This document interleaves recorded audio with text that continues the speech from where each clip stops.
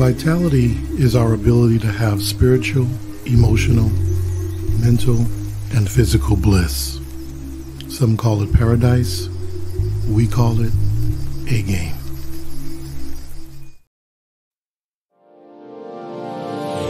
Hey all my Crimsonites, and welcome to the Crimson Cure channel, where we embrace our femininity, increase our womanly value, and celebrate our brothers. So join me on our feminine journey to learn, heal, and grow.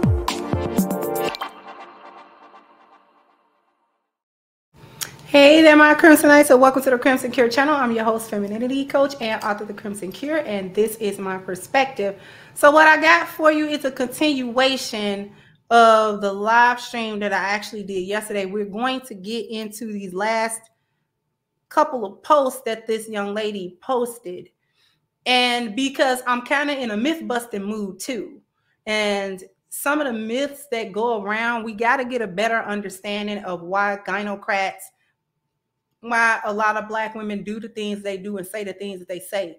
We have to actually start looking at it from a deeper perspective instead of just saying, oh, they just like it, they just do this and do that, and not give it a second thought. We have to understand a problem properly before it can be solved in whatever way it's going to be solved. So this is why I'm titling it Why Black Women Love Pookies and Ray Rays, because the going narrative is that they just find them more attractive, and that they don't find good men attractive. They don't find good qualities attractive in good men. And so therefore they're not going to like good men, or they're not physically attracted to them. They're just attracted to what the men can do, or they're just attracted to the money that they may have, or the stability that the men can provide. That is not actually the case. That is just what hyenas say. That is just what gynocrats say. So what we have to do is start drawing a delineation between what they say and what the reality is, because this mindset that a lot of Black women have undergone and are the victims of actually it contains a lot of lying, a lot of self-deception, a lot of manipulation of words, a lot of manipulation of image and appearance, and all this other type of stuff. So we got to parse through all of that stuff, and we really should have the tools to do so, since we over here in the Crimson Cure, we understand value systems, we understand all of these different concepts that really help us to see things clearly, and it actually helps us to heal if we need to heal, and it helps us to navigate life in a better, more concise way that is beneficial to us. So what I'm going to do is I'm going to go back to the posts, okay? And so I'm going to read a couple of them, and then we're going to talk about it, right? So here's the thing.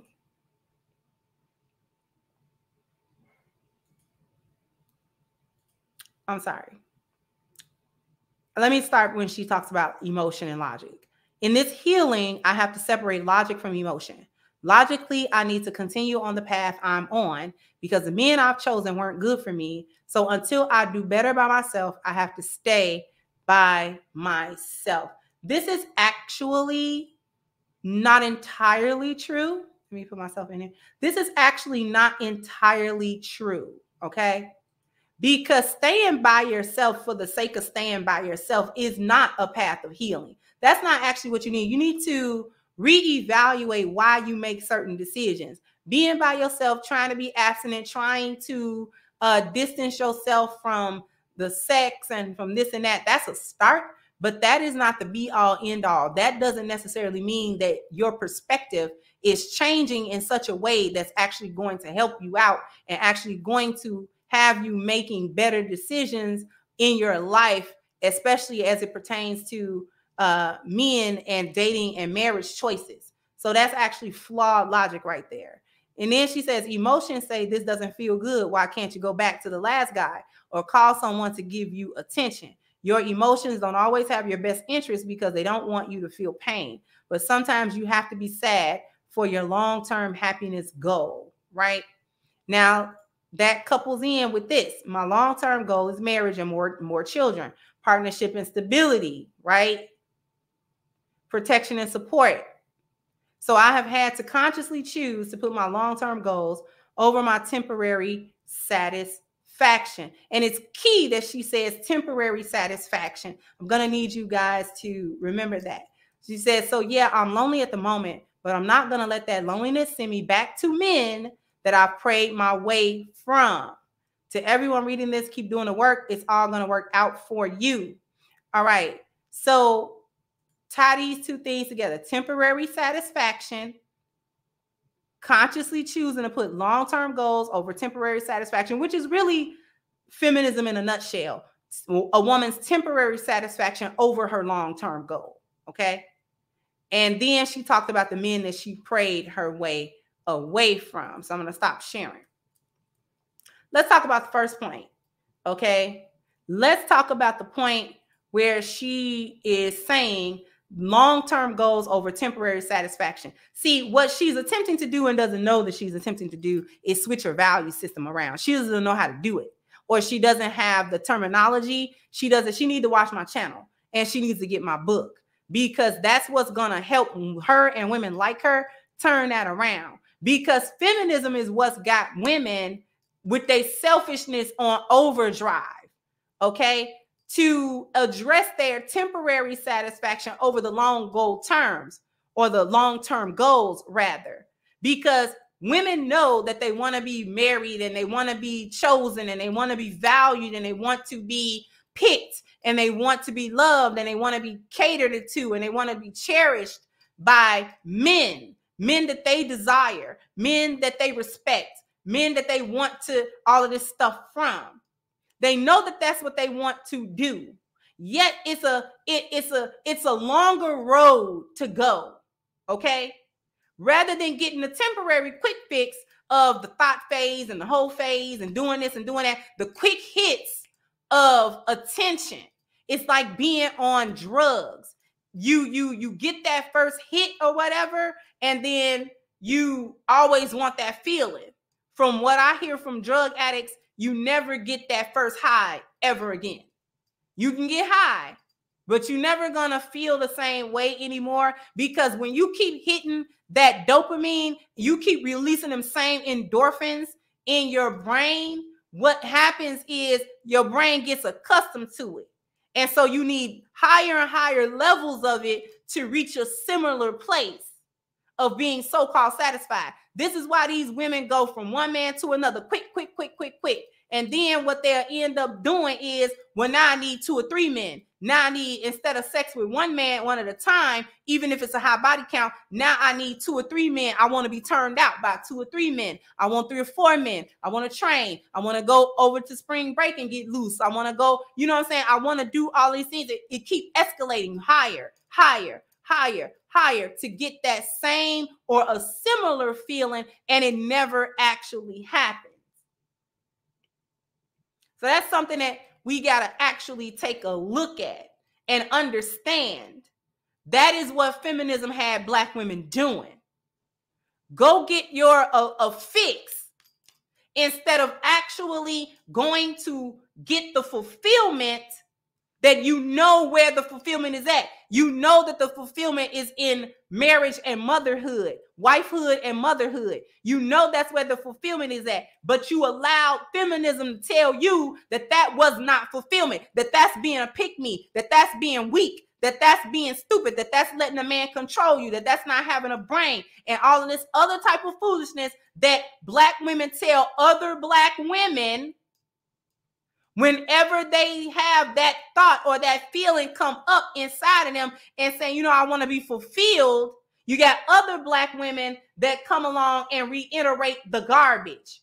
Okay? I said, as long as you got your own house, as long as you got your own transportation, and as long as you got your own income, it don't matter what a ninja got to say. Hopefully y'all heard that. Seemed like the speaker was doing something funny. But in any way, long as you got your own house, your own car, that sort of nonsense, right? That is what we're talking about.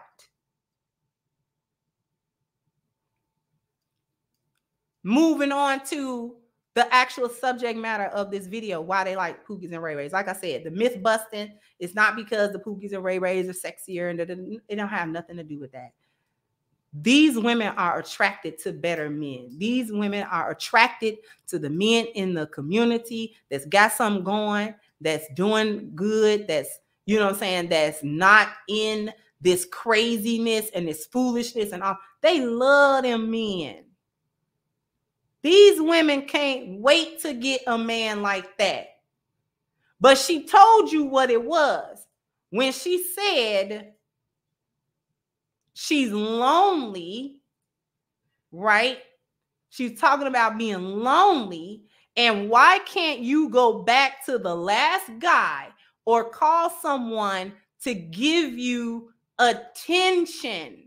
That is what she's talking about, because these guys are easy to deal with. It don't take you healing to go get with them guys. As a matter of fact, a healed woman could never do nothing with them guys. It take a broken woman to deal with those guys, because those guys are broken. So this is why they go to certain guys. It don't have nothing to do with physical attraction. It has nothing to do with that. It has everything to do with a warped value system, a lost value system, and being broken. These men are broken in some fundamental way. And so it become easier. They're a quick hit. They the hit. Okay? I need a quick validation. A quick validation. Quick being the key word. Because to go and get the validation of a better man, that's not quick. That take work. That take internal work. It take me doing stuff. It take me evaluating who I am and all of this other stuff to earn the validation, to earn the provision, to earn the problem solving, to earn the protection, to earn the procreation of a better man. I gotta actually work. This is a lot of times why drug addicts have a hard time getting off drugs. It's easier to go get the fix than it is to stay in the program. It's easier to just go get the fix and stop the pain right now than to go through the withdrawal, the pain and the suffering of the withdrawal. Easier to go get the hit now than it is to be sober and count your sobriety and do all of the new steps and do all of the new lifestyle changes that you have to do to change the value system that you got to have, because the value system that you had while you was a drug addict cannot be the same value system that you have not a drug addict.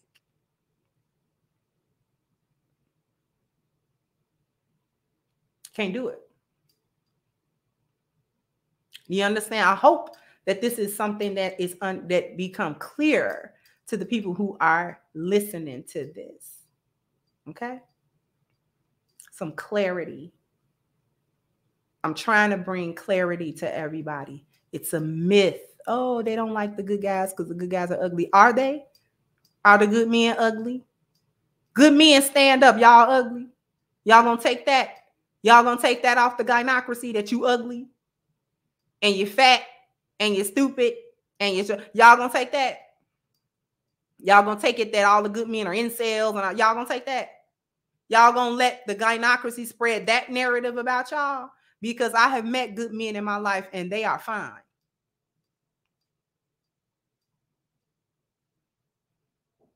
I done met good men in my life and there's nothing wrong with them men. Physically, nothing wrong with not being attracted to the men, and it don't make no sense. We can't keep buying into these little goofy narratives and let them things. We can't buy into the stupid narrative and then act as if it's real. That's like saying all the good women are ugly. Are we though? Because I'm for sure ain't ugly. I for sure ain't ugly. I don't know. I ain't ugly.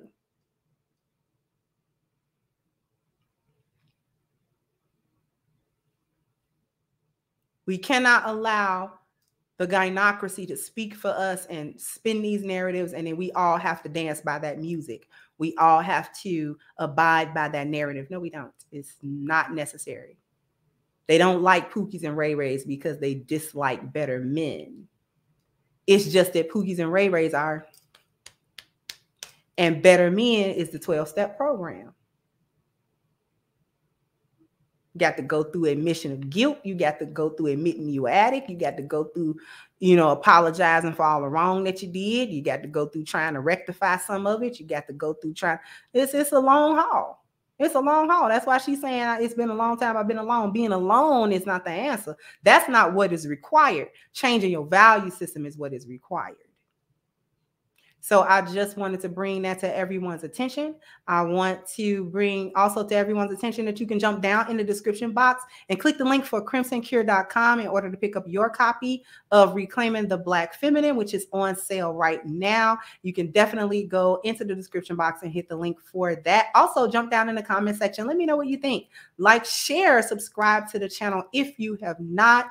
And once again, I'm your host, The Crimson Cure, and this was my perspective. Bye-bye, Crimsonites.